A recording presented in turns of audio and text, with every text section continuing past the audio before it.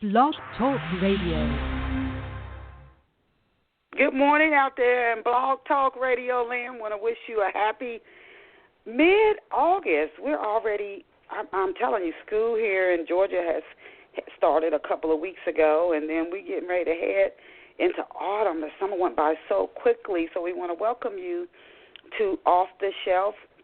And I want to start with a quote, and the quote for today's show is, "A river cuts through rock, not because of its power, but because of its persistence."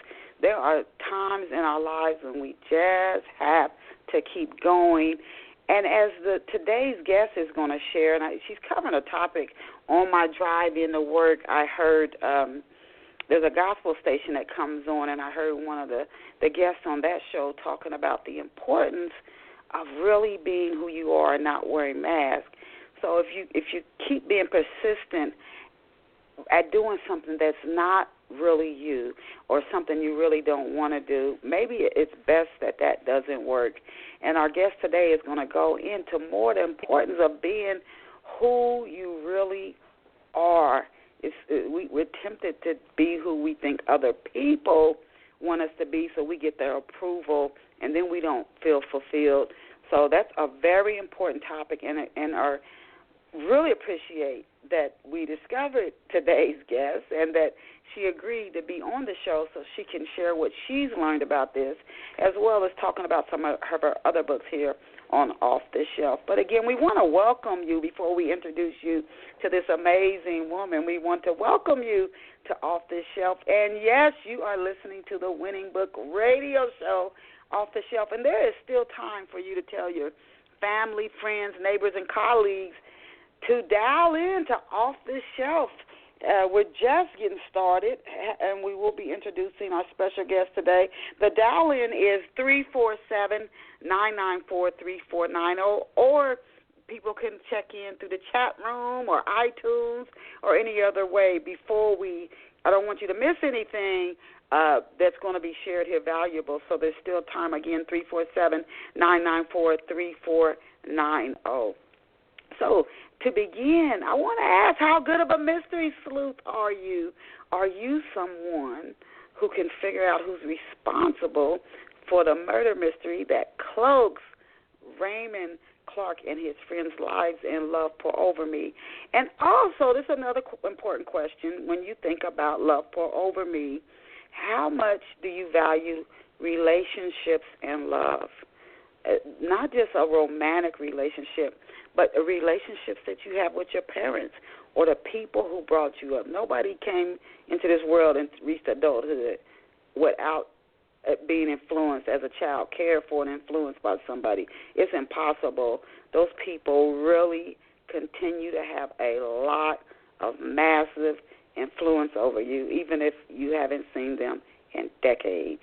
So how much do you value these relationships, the ones that help to literally shape and mold you, and then your friendships that you meet later in life, and a special love mate? If you really value relationships and you like mystery, I think you will truly enjoy Love Pour Over Me. And I encourage you to get a copy of Love Pour Over Me in print or ebook format. All you have to do, if you don't see it on the store shelves, is tell the clerk you want to get a copy of Love Pour Over Me by Denise Turney. It's sold Amazon, Barnes & Noble, Walmart, ebook it. And again, if you don't see it on the store shelf, just ask the clerk to get you a special copy of Love Pour Over Me. That's the only way you're going to enjoy the book. So I hope you go out and get a copy and let me know how much you enjoy Love Pour Over Me. And now let us go and meet our very special off-the-shelf guest. And I say this often, been doing Off the Shelf for 13 years now. And when I first started doing the show, I reached out to a radio owner, Neil Blake, and he's done major television shows. And I just wanted to promote my first book, Portia, and he said, why don't you start your own radio show? Well, I interviewed guests not thinking I was really going to be educated from each guest. There hasn't been a guest I haven't learned something from. There hasn't been a guest that hasn't said something that's helped to change my life for the better. And I don't think it'll be any different today. That's why I always encourage people sincerely to dial in to Off the Shelf. And our special Off the Shelf guest this morning is Sonya Visor. And Sonya's writings have appeared in several anthologies. She is the author of the books Love Me for Who I Am. We're going to get into that. And Who I've Become is Not Who I Am. And that's an interesting title. In addition to writing books and other works, Sonya is the founder of TruUMinistries. She's a minister, a playwright, a wife, and a mother. And she is a member of New Covenant Church, where her husband serves as pastor. We had a pastor on last Sunday on Off the Shelf, and now we have a wife of a pastor on today. And you can check Sonya out online at SonyaVisor.com, and I'll spell that for you. SonyaVisor.com. It's worth going over there just to see her smile. She has a beautiful smile. SonyaVisor.com. You can click over to her website now, even as you listen to her interview here on Off the Shelf. Welcome to Off the Shelf, Sonya. Thank you so much. Wow, you are a great host. Thank you so much. Thank you. Thank you for having me. I am excited. Oh, thank you. I'm excited about having you on. Some people's spirit just comes through, and yours does. So I'm very excited about having you on and interested to hear what you share. One of the blessings with Off the Shelf is once it's archived, people can, even if they listen in entirety today, they might say, I want to hear a part of that message again, because it might resonate with them, so they could really get a deep impact. So before we go into your books, though, Sonya, this is something that I do with every guest. I like to give them a little backstory on our guests rather than just launching into questions. So about the first 4 or 5 questions you'll hear me ask, I ask this of every guest we have on. So before we go into today's questions, could you please tell Off the Shelf listeners, Sonya, where you grew up and what life was like for you growing up? Wow. Well, I grew up in Racine, Wisconsin,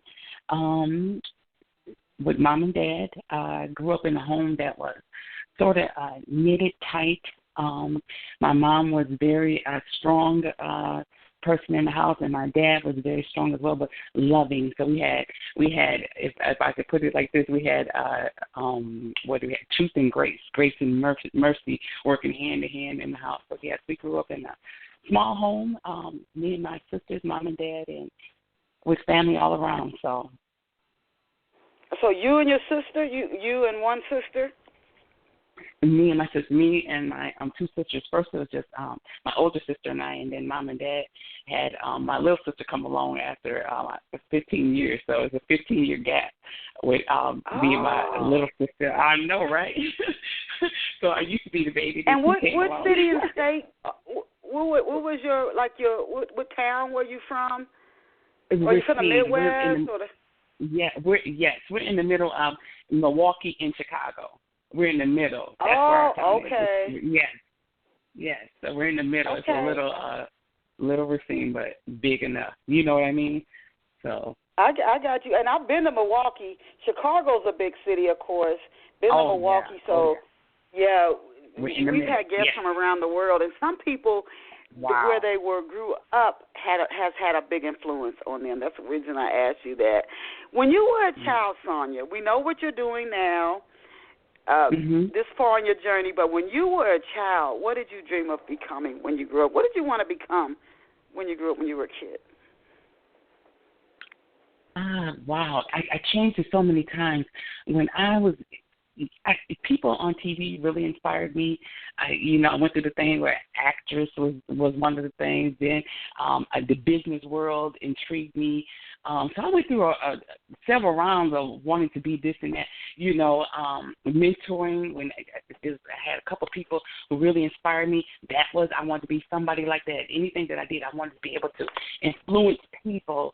Like this lady influenced me, you know, when I was coming up in the time where the choices really matter, you know, and so it ranged, you know, but the business world really hooked. I wanted to do something in the corporate business world, and I ended up being as the report person or the paper pusher or the administrative assistant, those kind of things. I don't know, it just intrigued me because I like the business aspect of it, and I wanted to learn. That's what. That is interesting. I got to tell you, Sonya, I think you might be our first guest in 13 years who had a dream of going into the corporate world. Yeah. A lot of people, they want to be a school teacher, a nurse, but very few. You might be one of the first to want to go into the corporate world. Now, how old were you when you knew that you wanted to be a writer? Well, okay. Now this is something. I think the seed was planted in high school when I took journalism, and the instructor, she just intrigued me when it relates to articles. We had to put together our articles, do the research. I think that's when the seed was planted. I didn't actually get the desire to want to really do it until we had our first fundraiser and then we had a youth fundraiser, and we had to come up with something to do, and I wrote the first play. So that's when it. But I think when I thought about it, I had an interview not too long ago, and I thought about that. I think that seed was planted in high school in journalism, and the lady was just so good at getting us inspired and look for this and look, you could do better. And I think that's when it was planted, but I left it alone. You know, as life took its course, I left it alone. So. Yeah. You know what? That's interesting. As we go to talk about your books, which I think again your messaging is very important. It's the kind of message that can help set somebody free. But we've had guests who've come on. They have known something, and some sat on it for over a decade. And it's amazing how something sparks with you and you just totally dismiss it. And hopefully it'll come up again. Can you give us a brief overview of your book, Love Me for Who I Am? Then I have to ask you what inspired you to write that. But can you first give us a brief overview of Love Me for Who I Am? Okay. Love Me for Who I Am was this inspiration. Love Me for Who I Am is about the Rainey Thomas, and she's a church girl. And people get it twisted sometimes. They think church girls don't have desires, issues, and whatnot. You know, like they can't be real with it. And so I showed Rainey in the light of her having sexual desires, urges, and whatnot, and getting caught up. And she got caught up, and she tried to find her way out. But as always, anybody who follows me, they know anything that I do, church folks come up because it's always their perspective that overshadows what you can receive from God. And so she has to struggle with her sexual sins and whatnot. So that's and she just wants people to, I messed up, but love me for who I am. Love me where I'm at. Love me enough to get me from this place instead of just beating her down. So that's where that book comes from, Love Me for Who I Am. Let Rainey be who she is. We all messed up. We all falling short. And I don't know, I just love Rainey. And I love her sisters too, but I just love Rainey. So. So this is a story of a woman. How old is she? Is she like in her early 20s?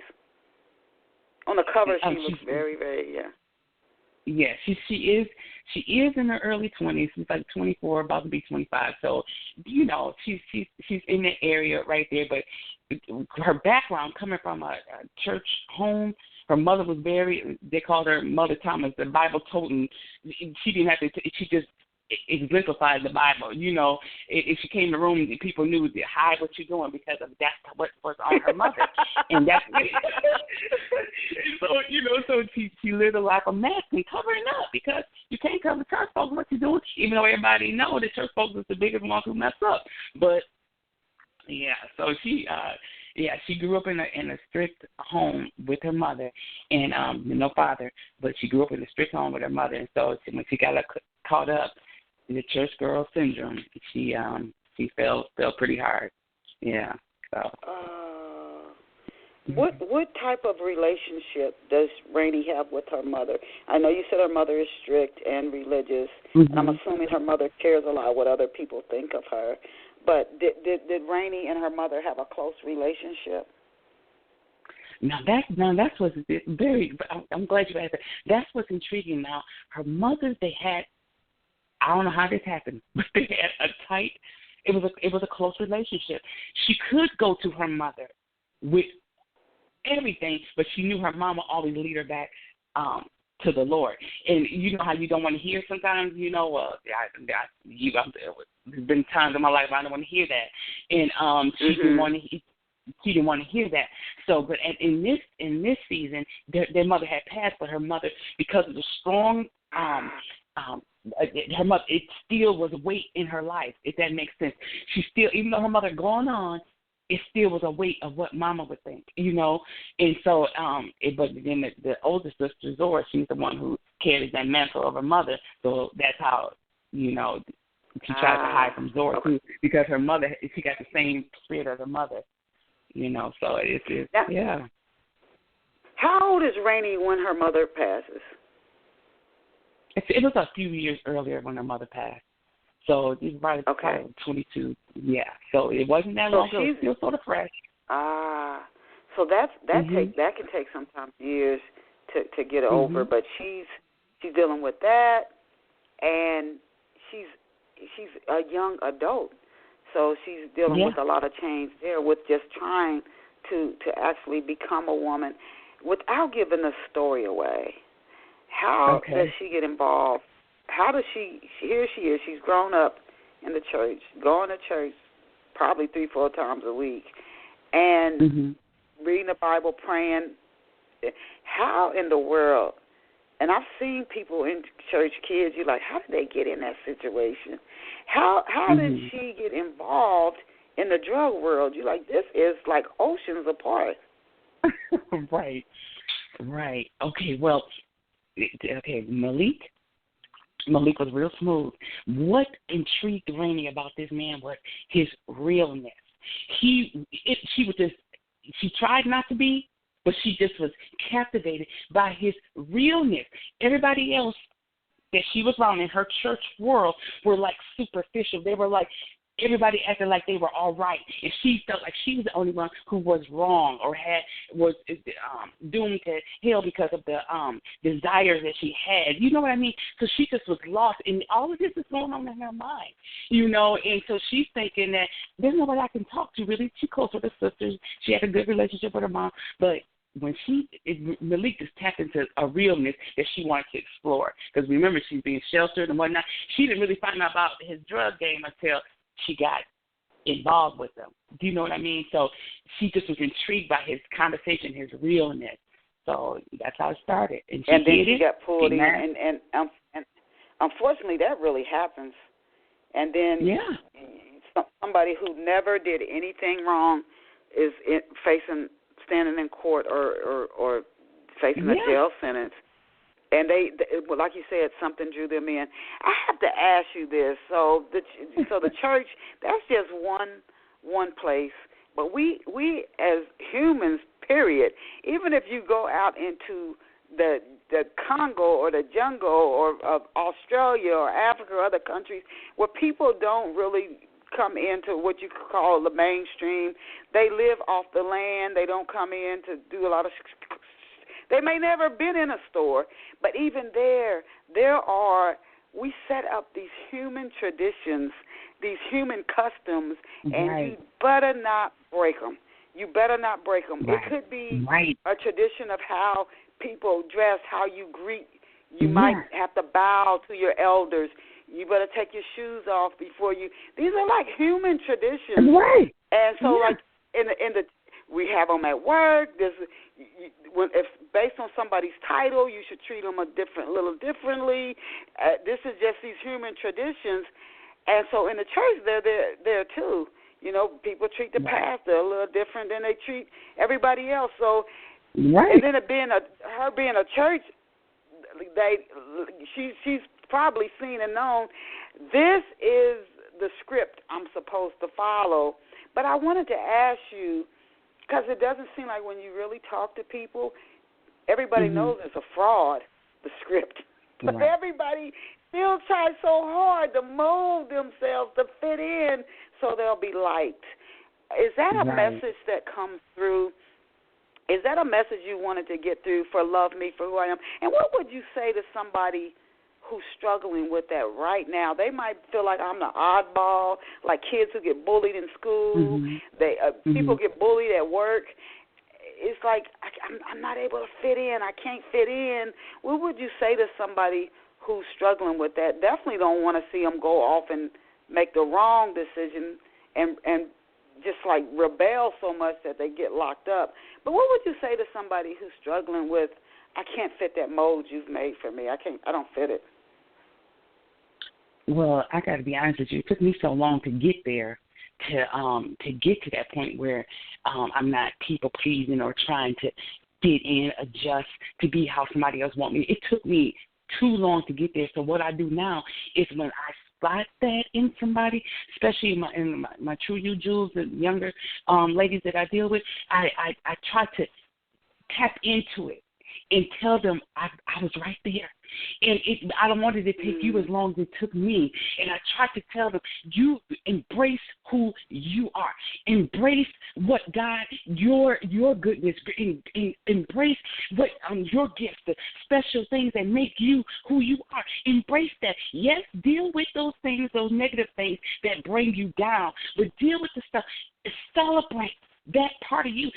Those who reject you, God got somebody else who will not reject that, who will receive that, and they'll be purposeful for those people. And what I try to do was fit in with folks who just rejected me. They summed me up. I was so misunderstood, Denise. I was just I was miserable. And I'm kept wondering, why would you not, what did I do? And I got tired. You get to the point where you get tired, but it was a journey for me to get to the point. And true you is layers. It's just not you take off one true you, it's layers, especially when you taught yourself how to be like that. Now, and when I see other people who, they're just real, just genuine, just who they are, I love it. Even though they may be off, I just love it because they're real with who they are. And I would tell people, when I see these men and young ladies, I say it, be you. Quit trying to measure up to what someone wants you to be. Be you. I try to tell them, different things I struggle with, I struggle with. I try to tell people, I remember dealing with that. I don't act like I was always glued to the church events. I remember dealing with that. Because so many times I didn't have nobody I could come. They made me think that I was the only one who was, I would have to do all kind of fasting and praying just to get to the Lord. You know what I'm saying? And they just made me feel as though God would never receive anything like me. Not everybody, but the people who we think about the most is the ones who steal our joy, because we think about that instead of thinking about the people who appreciate and receive us for who we are. And we had another guest on who said a similar thing. And there's nobody who hasn't probably dealt with it. I think some people realize it's just another human. So why are you trying to get this person to like you? Right. It's right. I think about but it's tempting. I know I've done it myself. Like if so and so would only like me, but the thing I would encourage anybody. Don't do something wrong, like get drunk or do drugs or do something crazy just to get a group of people to tell you they think you're cool or they like you. Right. Don't do that. Right. That's the one thing I would say to anybody. I would rather be laughed at and freed and laughed at and stand in front of a judge. So that's just wipe that off the table. But we do struggle. We do struggle with that, and I think, like another guest said, somebody has said something negative about her, and she could not get it out of her mind. But you forget all the positive things. People say good morning to you. They smile at you. They tell you they love you, and you forget that. And you just keep trying to like you get this one person to like you. But I think about, and I want to ask you about the TruUMinistries and your other books. I think about Shadrach, Meshach, and Abednego. They said we're not bowing down. To get you to like us, that's not our object. That's not our priority. So you do what you're going to do. We're not going to worship you. That's not what we're here to do. And so that mindset too could be helpful. I'm not here to worship you. I'm not here. That's not what I'm here for. So that also could be helpful. Will there be a sequel? So this is what Rainey goes through, and she unfortunately makes her own choice. Is there going to be a sequel to Love Me for Who I Am? Are you going to continue that story? Okay. Yes, I have to. That's like unfinished business. Rainey has her story, Zora has her story, and Tori, which I'm working on Tori right now, she has her story because these sisters deal with real issues. And I caught a little static with Love Me for Who I Am, but it's real. People in the church are dealing with this. And, so I don't know. It just amazes me sometimes when people forget struggles they had before they started going to church. I remember having struggles going to church. I remember I always tell this to you all the time. I was in the club 2:30 at Taco Bell after that to 3, and then I was in the car stand at 11 o'clock in the morning. So I know all about it. I know all about it, trying to do the right thing, but you still on this side doing this and that. So that's why I don't ever want to be to the point where I forget that stuff, because that is what made me who I am. So, yeah. So there is a sequel to answer your question. No, I think that we, again, the church being upset, it's like don't show that. Just hide it. We only want, this is all we want people to see. And that might push some people away from the church because they feel like you have to be a way people really aren't. So they might feel like I'll fail at that, so I'm not even going to try. Right. So that's a blessing. You showing, look, I'm showing you the real thing, and so anybody can come. What I wanted to ask you next is, Who I've Become is Not Who I Am, and that's a very intriguing title. Where did you come up with the title, and then is that a novel or a nonfiction book? That is an inspirational book, and I came up with that title because I thought about my life. I had become something that I wasn't. And so it wasn't who I am. It wasn't who I was. So, and that's why you see how I had that tongue twister right there about who I am, who I was. That's why when I re-released it, we just re-released it, and I just said who I become. Because the simple fact is, I became something that I wasn't, and I should become what God wants me to become. So that's where that all came from, about unmasking. So that's where that came from. Wow, the lady yesterday said that. Oh my goodness! She said the same thing. Let me ask you this: how, Sonya, can somebody tell?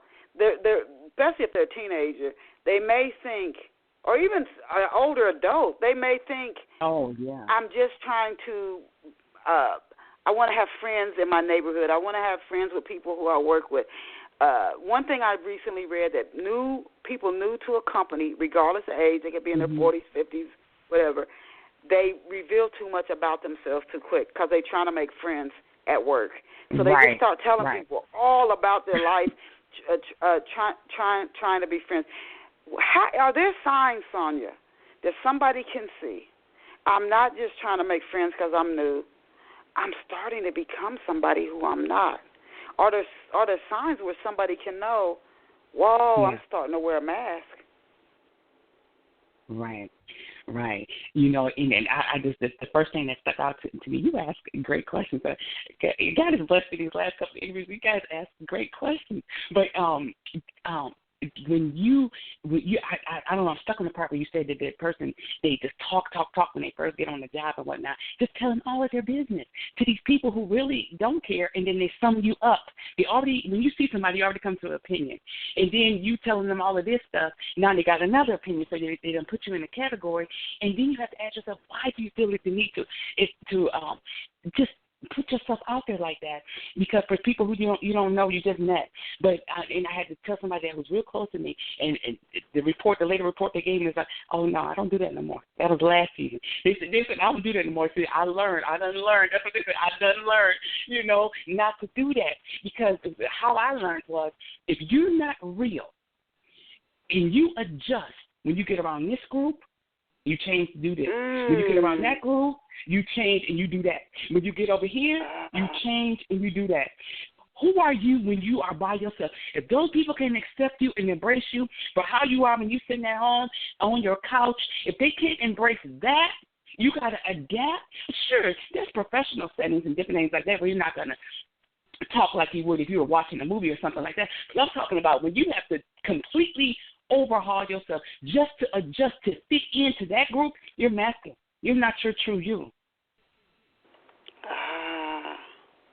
So if you change just because your surroundings and the people around you change, and so eventually you could lose sight of who you really are. Is that possible? And it is possible. That's what happened to me.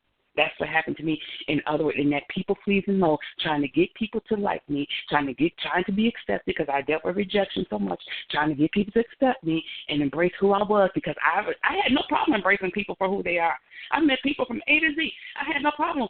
It was easy for me to just, that's them. That's who they are. But for me, I felt as though, well, if I do this, they're not going to like me if I do that. So I just held me back and presented what I thought they wanted.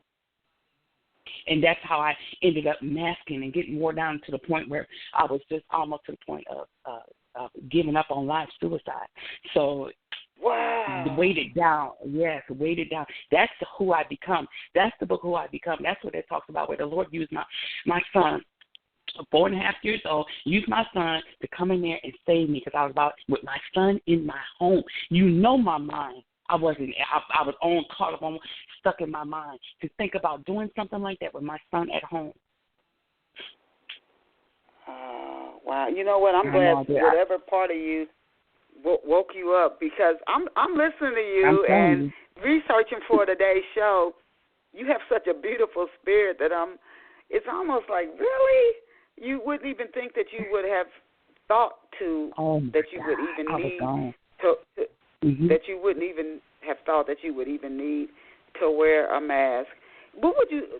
I'm trying to. So when you, I appreciate you sharing that. One way to tell you might be wearing a mask is when you're in a different scenario. You're at home, you act one way. You're at work, you act different. You act different. Maybe if you're at church, if you go to church, or maybe you don't go to church, you act different when you're in a club. You act different when you're around different types of people. You're not being yourself. And you're saying there's a way to do that so often that you actually lose sight of who you really are, which is pretty amazing. So the path through, like, your TruUMinistries, is this the path your ministry takes people on? If you could tell us about some of the services you offer to help people start to unmask. What are some of the services TruUMinistries offers? And do you offer services, and if you could describe them a little bit, that helps people to unmask and start to become who they really are? Well, with TruU, that's the name of the ministry. With TruU, it is about getting to the bottom line. No lies allowed. You have to. If you're willing to be honest with yourself, then we can go ahead and we can start from there. What we do offer in the past have been the TruU conferences. Now we're going to have you got the study guide to go along with the book of Who I Become, and then different things. Sometimes I do a lot of one-on-one different things because my journey is not somebody else's journey, and so I do. It's sort of like God just tailors it to the person. Now I don't know if you had a chance to look at Who I Become, the book, the cover of the book, but on that cover I have my niece, both of my nieces are on this cover. That's Ashley and Dominique on that cover. They are beautiful. And they didn't know it yet. I know I pray that they're listening, but those are my two candidates that I want to go through this new TruU thing that I want to start, because the simple fact is when you see those women, you just look at that cover, you see all those women on that cover, white, black, Hispanic lady. You see these people on this cover because everybody has a story. One thing I know is when people would talk about people, and we all guilty. We talked about people. We all guilty. We're not saying something we shouldn't have said. You only have a page. You only have a sentence. You only have a little bit of what you know about this person. And then we try to think we have their whole story, but we don't. And with True You, it's a journey. It's a custom journey. I'm forever finding out who I am, more about myself. The Lord uses my husband. He uses my son to help me, my job, to show me about myself. Okay, now why did you get mad at that? Why did that throw you off? Why did you do this? You have to. It's about getting you right and quit looking across the aisle. Look at you. What's up with you? In order to be the true, you have to really look at you. All of the good, all of the bad. You got to be willing to look at you and then tell yourself the truth and then deal with it. Wow, oh, listen to you. Well, thank you for what you're sharing, Sonya. You've got conviction, and conviction comes with like a power, because you can tell it's not something you've just studied. You actually live through it, and it's coming through. You've got that conviction, and who knows how many people you can help, because you got that conviction, and that doesn't just come through studying. It's not magical. It's something you know for sure. Does masking start? Do you think masking starts? A lot of our issues start in childhood, and our parents do the best they can. They do the best they can, and we don't come with manuals about this is what Denise is going to grow up to be, or Sonya, and so this is what you need to do for her when she's 1. And our parents don't know. They just do the best they can. But does masking start in childhood, and is it a way to gain our parents' approval and love? And maybe when we don't get that, parents get tired. We see Morty Lafko, it's like a Morty Lafko Institute. He talks about how to get rid of meanings we give childhood events so we can go free. Your parent looks at you, you ask them something, and they frown. They're frowning because maybe their stomach hurt. They're frowning because maybe they're tired. They're frowning because maybe they just looked at a bill. But as a kid, you think they're frowning because you asked them for something. And so now you might give a meaning to, don't ever ask people for anything. It makes them mad at me. And that's the wrong meaning. You're giving it the wrong meaning. You could carry that in your subconscious for the rest of your life. So I wanted to ask you, does masking start in childhood as a way to gain our parents' approval and love, and it becomes a problem when we feel like we didn't get it? For me, it did. Anybody who reads Who I Become, it was I was being molested at the sitter's home, and I would go home and I would deal with that over there, but I would never bring it home. I would put on a happy face. I would put on, I'm okay. Even if my mom and dad asked me was I okay, I would say, yeah, I'm good. I just always had to put on that perfection for them, because that was my safe place. That was my happy place. But I looked at it. It was how I viewed it was distorted. I looked at it, and when it was my safe place, I should have said something of what was going on with the abuse, but I never did until it was I got older and married, and I didn't say anything. I got to tell you, it's interesting. When I was a kid, I myself was molested, and it's not something I'm embarrassed about. But a part of me, I can remember, I was 9 years old. It was somebody who my family knew. A part of me said, keep it a secret. And a part of me said, no, because you'll have to. A part of me said, no, you'll have to carry that. It's going to be getting too heavy. And I told it. Right away. And I'm so glad that I did, but a part of me was like, you got to keep this a secret, because if people are going to look down on you, they're not going to think highly of you. You got to keep it a secret. Another part of me is like, you got to tell it, and I blabbed it up. I told my dad. I was embarrassed. I told my dad. I told my brothers. I just told it. So I said, I don't, because I didn't want to carry it around. So that it could start there, where again we feel like we have to do certain things to get people to like us. I wanted to ask you, do you think? Yes. Yep. Do you think that Christians struggle with masking more than non-Christians? If you've been a Christian all your life, you probably might not be able to answer that, but. No, I have not been a Christian all my life. No, absolutely not. But yes, I do. Yes, I think that probably the majority of the maskers are in church. Yes. You should see I'm not. You should see me. I'm like, yes, definitely, with an exclamation point. 10 of them, yes, in the church especially. Okay, I'm done. Wow. How do yes. we keep our children? How do we keep our children unburdened from? This is almost a little troubling when you think about that. My oldest brother is a pastor, and my second oldest brother is a minister. And I've heard my oldest brother's a pastor. His wife's like, you can't do anything, and people are watching everything you do. Not that they do anything wrong, but you just feel eyes on you all the time. And my niece said, I spent almost my whole life as the daughter of a pastor, and I guess it feels weighty. You don't think so, but I guess it feels weighty. How do we keep our children unburdened from feeling like they simply cannot be their true selves in order to be loved? Yeah, that is very interesting that you said that, and I was just talking to somebody about that. With my son, we were very protective. We were like, I had this one lady come to me, and again, my husband, minister, whatnot. I told you that's another story. God set me up with this. But anyway, my husband ended up being a minister. He wasn't a minister when I met him, but he ended up being a minister called by God.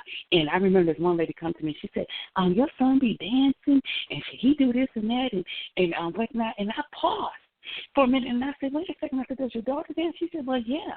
I said, does your son dance? She said, yeah, he dance. I said, okay, then don't put my son in a box and put stipulations on him. God called my husband. You know what I mean? Don't put him in the box. I allowed him. He couldn't come up. He couldn't come here with no rap music with all kind of cuss words and stuff. It had to be some type of positive message in there. Something. He couldn't bring that into the house. But I don't know what he was doing, but this is what he was told. But, and I said, people put that on you. You always feel like eyes are on you. They want you to walk it out, but they don't want to walk it out. And I would not let them put that on my son. Yeah, we had rules. We didn't let him be. I didn't want him to be like that because I didn't want that on him. So it's up to the parent to say, "Now I don't want you doing. You got to be the one who governs your child. Don't let the people govern your child." Now I don't believe that. If somebody, a young child is doing something, and I ask you to stop politely. I believe I still got that old school to me, but at the same time, I can't let you govern and dictate what my son should do. But it's okay for your son. That's not right. That's not right. Yes. That's not right. Yes. That's not right. No. What? So when did you find? Why are you laughing? I know. When did you find true?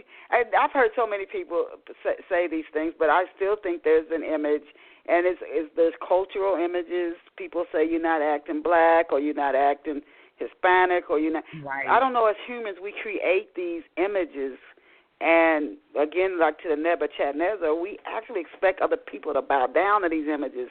We create these images of what you should be because you're whatever you are, your color or whatever, and we want other people to bow down to this image and fit into it instead of being who God called them to be.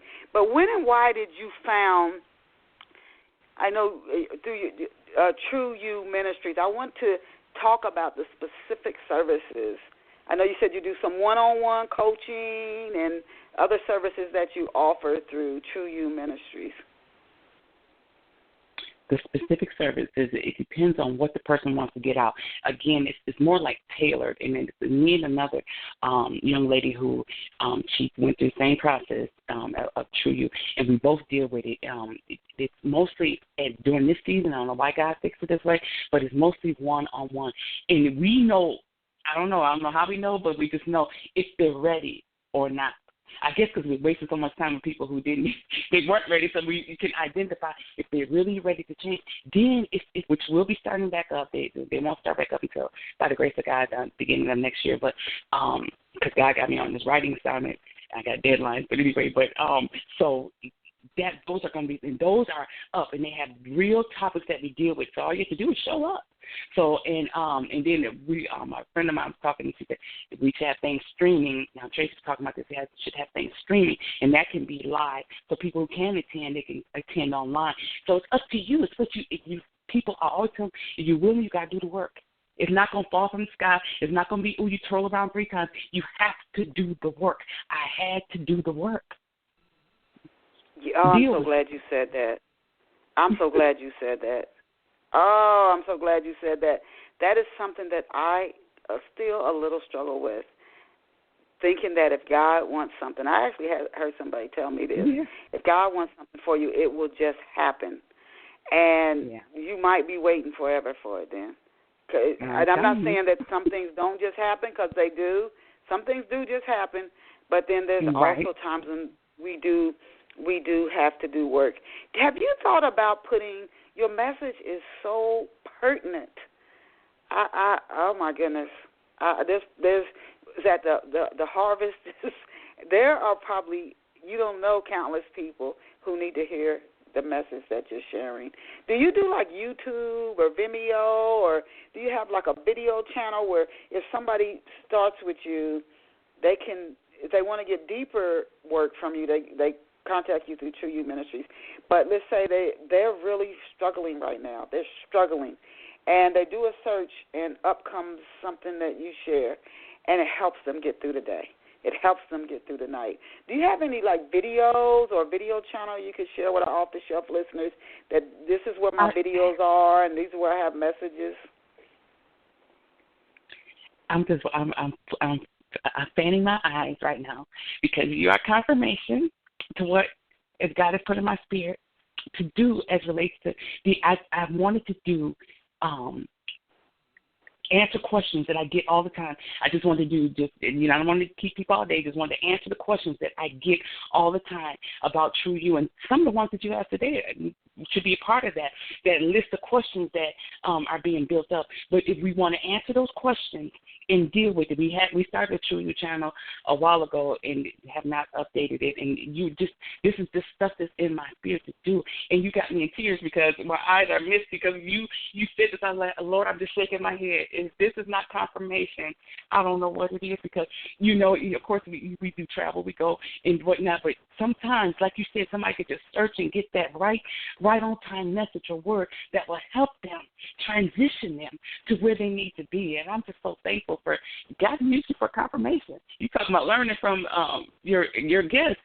Thank you for that. Yes, that's something that we get up. I can do that quicker than I can the conferences. So yes, that's something to tell them to look for it. Sign up for the email and look for it. And I look for it. Yes, you would have probably people who would be every week. And then some people it's just a pop up, and they're searching. They're feeling like they're really feeling crushed, and they come across a message, and it could be just 2 minutes, and it gives them the strength to keep going. Now you've also written 8 plays. So Sonya, when did you start writing? And you've been really going at it. So you've been writing for how long now? Oh, my goodness. I think that first play was in, the late 90s. The late 90s, that was my first play. So, it's been long enough because I feel as though I should be farther than where I'm at. But, so that first play was in the late 90s. I want to say 96, 95, something like that. That was my first play, and then we started from there.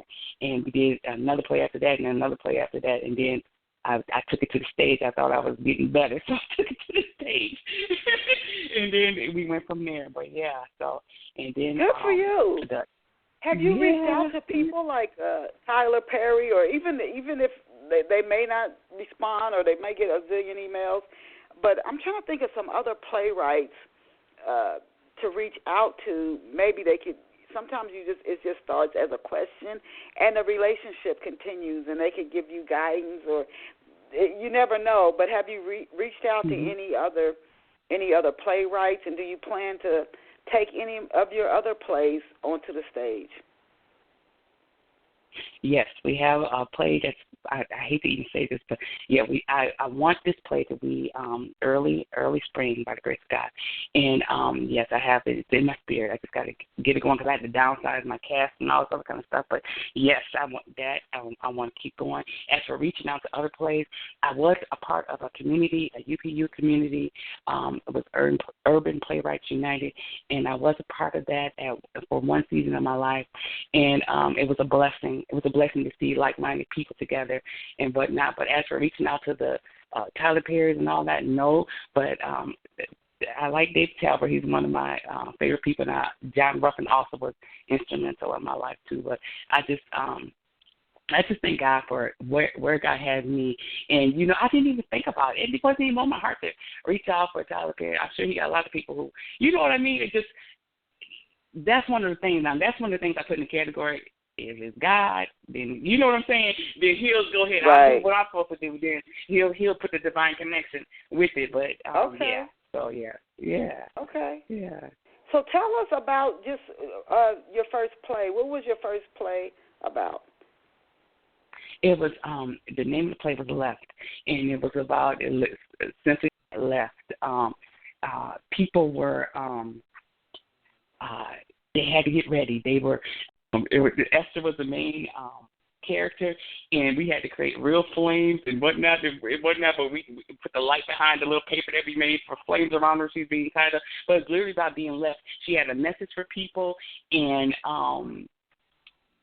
they didn't want to hear her. So the left was the main message, and then they took her captive and whatnot and tied her up. It was based on people literally being left when the Lord comes back. It was based on that. Her family didn't want to hear her and whatnot. And, so that's what that was about. It was good. We sold tickets for $3. We sold, and we gave away refreshments. It was a fundraiser for our youth. So I'm smiling hard because that was it was a joint effort by everybody, and we had a good time with that. We really did. Oh, I can't believe we sold a ticket for $3. And we sold out. And you still have a clear memory of it. Which is your favorite, Sonya? Do you like would you say writing novels or books is your favorite form of writing, or playwriting? To me, playwright is a little bit easier. I like novels, so I'm trying to get myself better in that. I thank God I took a couple of classes with Victoria Christopher Murray. I took a couple of classes from her and to sharpen myself with writing novels, and that's what I'm working on now. I have a heart to do that. I need to get better at it, but that's where my heart is. That's where to deal with real issues through writing, about real people that people can relate to, So that's where my heart is. That's where my heart is. I like my plays. Everybody asking for a play, but I want to get these books done. Okay. So hopefully I don't have that much time. We have about 8 minutes left. You Okay. have a full plate. I'm listening to you from the start of the day show to now. A pastor's wife, and that a mother and a pastor's wife is enough to keep anybody busy full time. Period. So those two alone, and then you have your TruUMinistries. You write novels. You've written plays. You've got a full plate. How do you balance it all?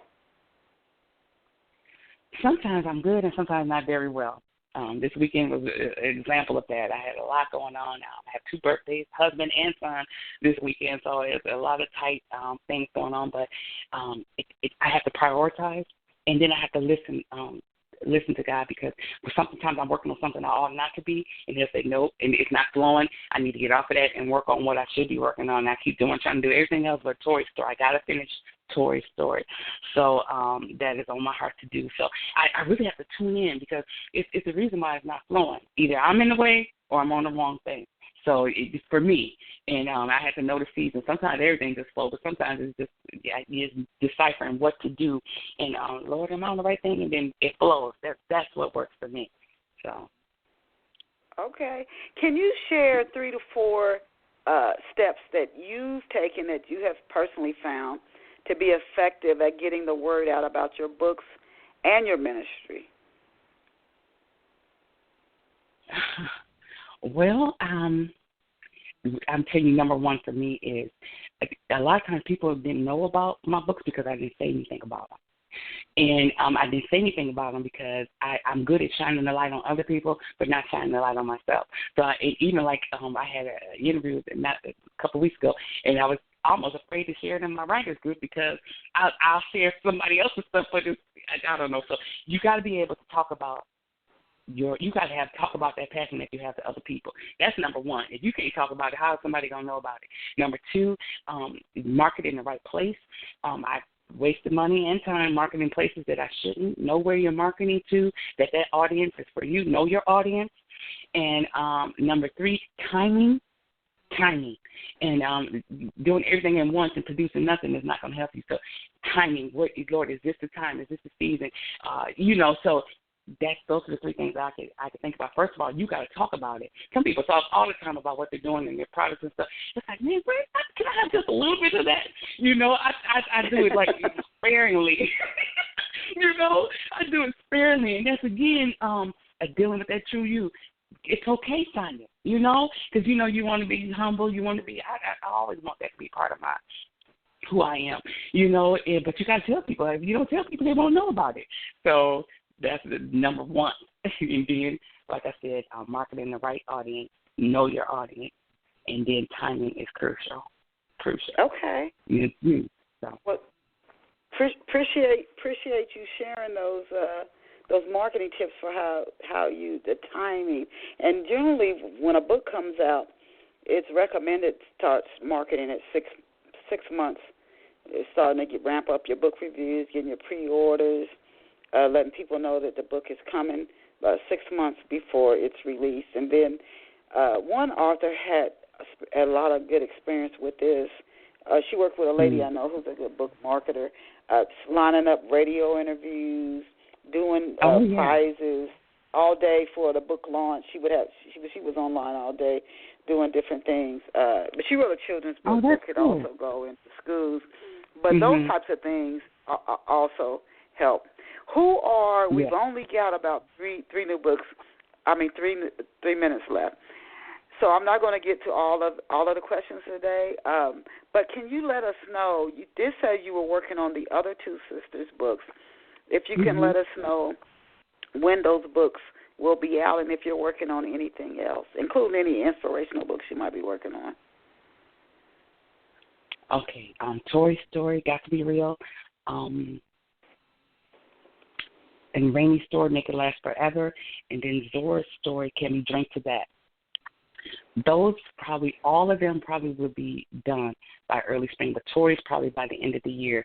So we're probably looking at an early, this is just me putting these out there, at early 2018 by the grace of God. Mark, inspirational books. God has another masking book on my heart.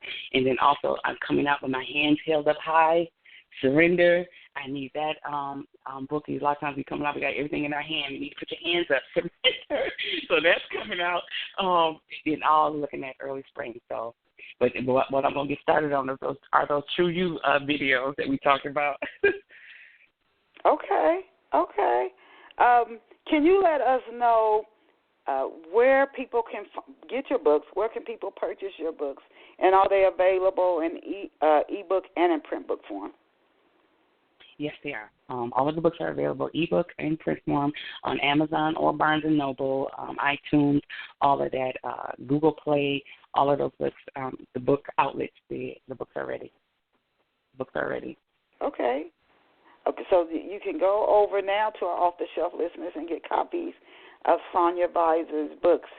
And you could, if you participate in her TruUMinistries, and she's going to start up her videos again, you can even learn more about the author and her nonfiction work and better understand what inspires even her novels. I wanted to ask you also, do you have any upcoming speaking engagements? And if so, if you could just share 2 of those with our listeners. No, nothing confirmed right now. I don't want to announce anything that's not confirmed right now. But if you check out my website, just check it out. Every other week it should be updates on there. I just don't want to put anything out there that's not confirmed yet. So all right. If you just follow me on my social media and also on SonyaVisor.com, I'll have the upcoming events on there. now you just led to my last question. So tell us where we can find you online at social media sites. Tell us where listeners can find you. I'm on Facebook. I'm on Twitter. I'm on Pinterest, all of the major social media sites, and then also, of course, my website, SonyaVisor.com. Okay. So if you want to find Sonya on social media, her name again is Sonya, not with a J, Sonya, SonyaVisor, and that's the same for her website URL, SonyaVisor.com. I encourage you to go over there and bookmark her site because she's going to keep updating it, letting you know when to look for her new books, and if she has any upcoming speaking engagements or interviews, you can keep up with her there. One of the wonderful things, off-the-shelf listeners, is to start following somebody who's an artist before their career or their writing really takes off. I think it's just wonderful to say, I was there at the beginning, or I was there before this person took off. That's a wonderful thing. So I encourage you to follow her now, because you don't know what the future has for her. So if she's on television one day, you're like, oh, I remember hearing her on Off the Shelf. There is a guy, Roland Martin, who's on TV One, who interviewed on Off the Shelf, and there's others we've interviewed here, and it's just a wonderful thing to remember. I remember Sonya, and then to see her on television. So I encourage you to support her. Again, SonyaVisor.com, and she's the author of the books Love Me for Who I Am and Who I've Become Is Not Who I Am, and she's also the founder of TruUMinistries and a member of New Covenant Church, where her husband serves as the pastor. We thank you, Sonya, for all you shared today and for your beautiful spirit. We thank all of our listeners. As I always tell you, you are awesome, you're amazing, you are incredible. Go out and create a fabulous day for yourself. See you back here next Saturday at 11 a.m. Eastern Standard Time, or New York City time. Sonya, I'll shoot you an email. Bye for now. Thank you. Bye-bye.